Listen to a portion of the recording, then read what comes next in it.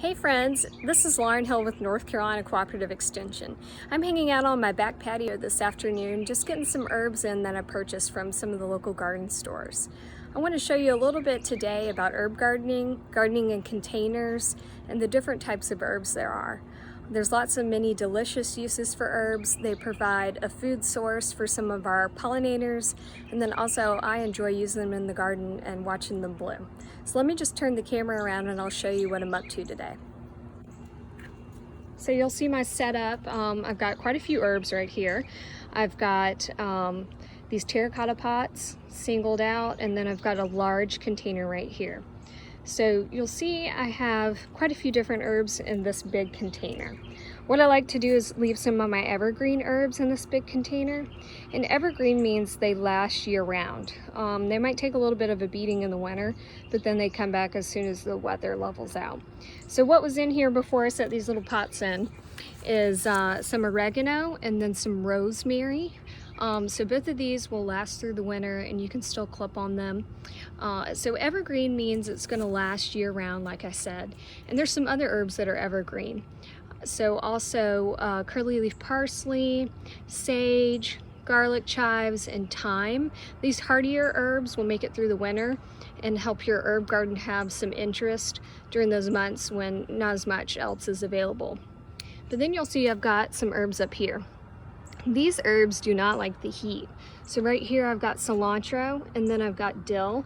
So I've put these in two separate terracotta pots. So that way when they die out from the heat, I can just pluck those out and rotate another planting in. Maybe some flowers, maybe some more summertime herbs.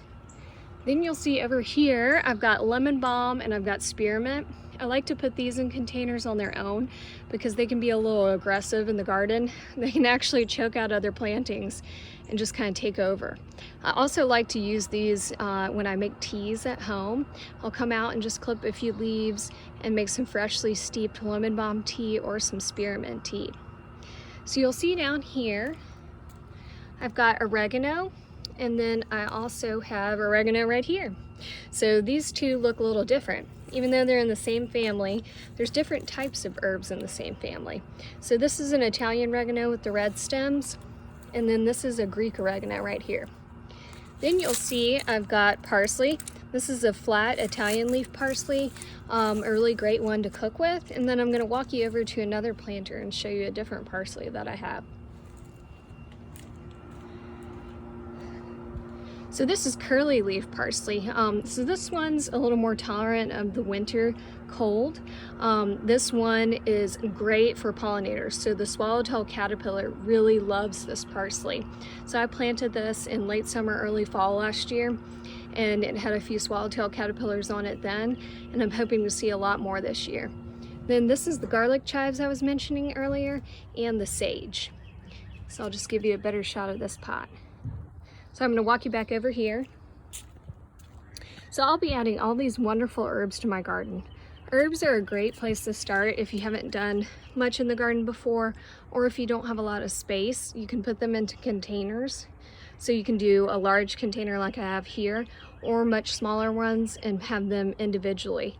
This way you can move them around to get more sunlight, to get to a water source, and easily transform them when you're ready. Thanks for tuning in today.